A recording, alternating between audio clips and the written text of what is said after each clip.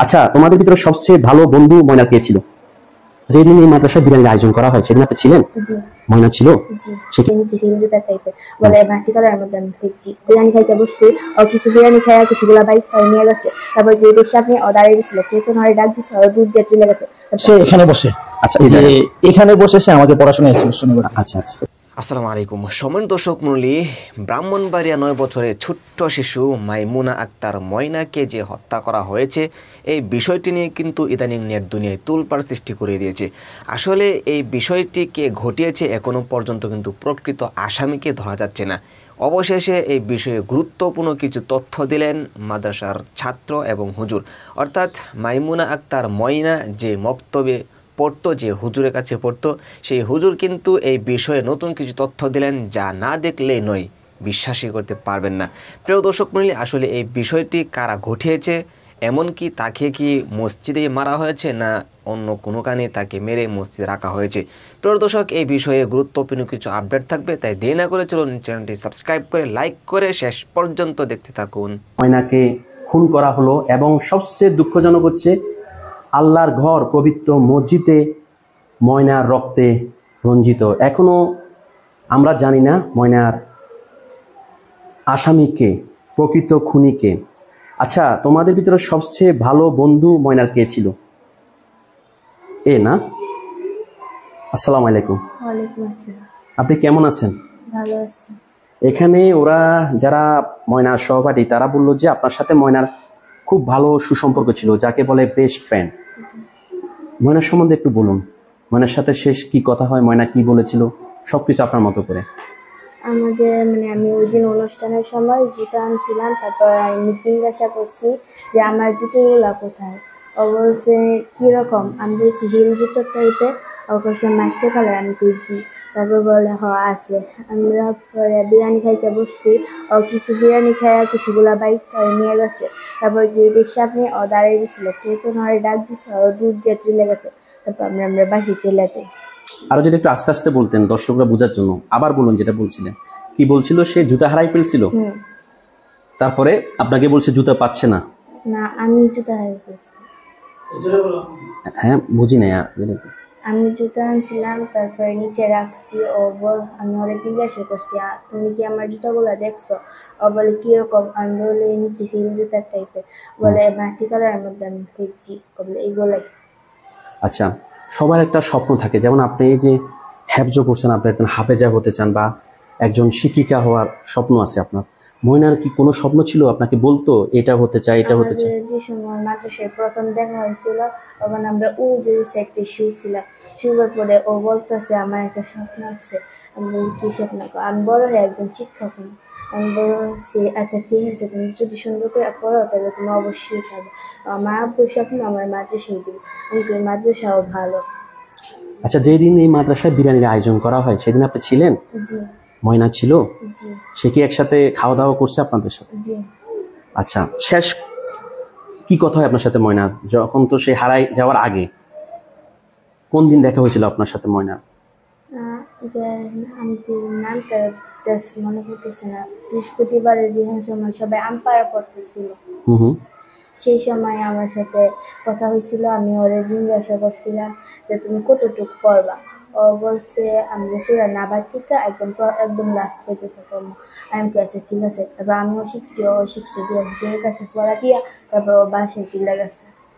তো যখন এই খবরটা শুনেন এই যে ময়নাকে পাওয়া যাচ্ছে না, এরপরে মসজিদে তার লাশ পাওয়া গেল, আপনি তখন কোথায় ছিলেন? মাদ্রাসায় ছিলেন না বাড়িতে? যে সময় ময়না লাশ পাওয়া গেছিল এই সময় মাদ্রাসা ছিল। আর ময়না হারিয়ে যাওয়ার পর রাত 7টা থেকে 9টা পর্যন্ত আমাদের মাদ্রাসায় ক্লাস করাই আছে। তারপরে আমি যে সময় শুনি যে ওরা পাওয়া যেতেছে না, তারপর একটু পরে আমার গার্জেন চলে আসে, আমি চলে যাই। তারপর সকালে সেই খবরটা শুনে আমার খুবই খারাপ লাগে। আপনাদের এখন ভয় লাগে না এরকম একটা ঘটনা আপনাদের একজন সবারই সাথে ঘটলো? আপনাদের নিজের কাছে তো একটু ভয় লাগার কথা, বা আপনার আব্বু আম্মু কি বলে? ওনারা একটু টেনশন করে না আপনাদের জন্য? আমাদের জন্য অনেক টেনশন করে যে আমাদের যে ময়নার মতো অবস্থা যাতে আর কেউ না হয়। আচ্ছা, আর কি বিচার চান দেশবাসীর নিকট? বা আইন শৃঙ্খলা বাহিনী তো এখনো সঠিকভাবে কাউকে ধরতে পারেনি, মানে জেনুইনলি এখনো স্বীকার করেনি যে ও খুন করছে বা এরকম নির্মমভাবে একটা খুন। কি চান, কি বিচার চান? তাড়াতাড়ি খুনিকে ধরে আমাদের কাছে আনুক, আমরা দেখি। আর যে ময়নাকে হত্যা করছে তার খুব কঠিন শাস্তি চাই। আপনাকে অনেক ধন্যবাদ। আপনার পড়ার সময় আপনারা সবাই পড়তেছিলেন, এই সময় আসলে ডিস্টার্ব করাটা ঠিক না। তারপরও ময়নার স্মৃতি আপনাদের কাছে আছে। এই ময়না এখানে বসলে বা এখানে হাত রাখলে ময়নাকে অনুভব করা যায়। আপনাদের মতো এরকম একজন ছোট হাফেজা, যে তার জীবনটা শুরু করার আগে শেষ হয়ে গেল, সেও একজন শিক্ষিকা হওয়ার স্বপ্ন ছিল। আপনাদের মতো সেও পড়াশোনা শেষ করে বাবা মার স্বপ্ন পূরণ করার ইচ্ছে ছিল, সেটা করতে পারলো না। সবাই আপনারা কোরআনের হাফেজা হবেন বা কোরআন শরীফ পড়ছেন, সবাই ছোট বোন ময়নার জন্য দোয়া করবেন যেন আল্লাহ পাক তাকে বেহেশত নসিব করে। ভালো থাকবেন। আসসালামু আলাইকুম। এই যে কোরআনের পাখিগুলোর শিক্ষক, যিনি ময়নারও শিক্ষক, আমি তার সাথে কথা বলবো। আসসালামু আলাইকুম। ওয়ালাইকুম আসসালাম। এতক্ষণ তো আমাদের ছোট বোনদের সাথে কথা বলছিলাম এবং সবচেয়ে কষ্ট লাগলো এই যে বোনটা যেখানে বসে আছে, এখানে আমাদের ময়না জি। পড়তো। আপনার জন্য অনেক কষ্টের।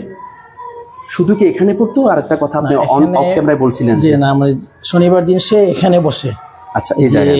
এখানে বসে সে আমাকে পড়া শুনিয়েছিল শনিবার। আচ্ছা আচ্ছা। তো তার সর্বশেষ পড়া আমাকে এখানে শুনে, যে সকালে গেছেন বাড়িতে পরে আসছে, আসার পরে আর পড়াশোনানো হয় নাই।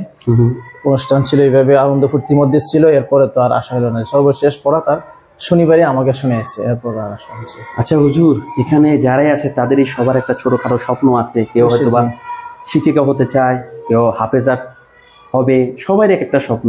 এবং ওর সবারই সাথে কথা বলে জানলাম যে ময়নারও স্বপ্ন ছিল একজন শিক্ষিকা সামনে কোরআন হাফেজা। হওয়া। ময়নার আব্বার আম্মা ইচ্ছা ছিল এক মেয়েকে দিছে মৌলানা বিভাগে পড়ার জন্য, আর এক মেয়েকে দিছে তাকে হাফেজা বানাবে, আর একটা ছেলে তাকেও দিছে হেফজ বিভাগে, ছেলেকেও হাফেজ বানাবে। এই আশা নিয়ে তাদেরকে দুজনকে এখানে ভর্তি করায়। কিন্তু যখন এখানে আসেন জি পড়ানোর জন্য, যখন এইদিকে চোখ যায় যে জায়গাটিতে ময়না বসতো, আপনার কাছে কেমন লাগে? আপনি আমার কাছে তো খুব খারাপ লাগে, দুঃখ লাগে। অন্য সময় আয়সা অনেক সময় দেখে গেছি দুষ্টামি করলে একটু দমক দিছি বা পড়ার জন্য বলছি, জোরে পড়ার জন্য বলছি, কিন্তু এখন তো আর সে নাই এখানে। এখন তো তাকে কিছু বলার মতন কোনো কিছু নেই, তাকে কি বলবো? এটা নিজেকে সান্ত্বনা দেওয়া যায় না। হ্যাঁ, নিজেকে সান্ত্বনা দেওয়া যায় না, এবং তার অনুপস্থিতিটা নিজের কাছে খারাপ লাগে, যেটা সে আর আসবে না কোনোদিন।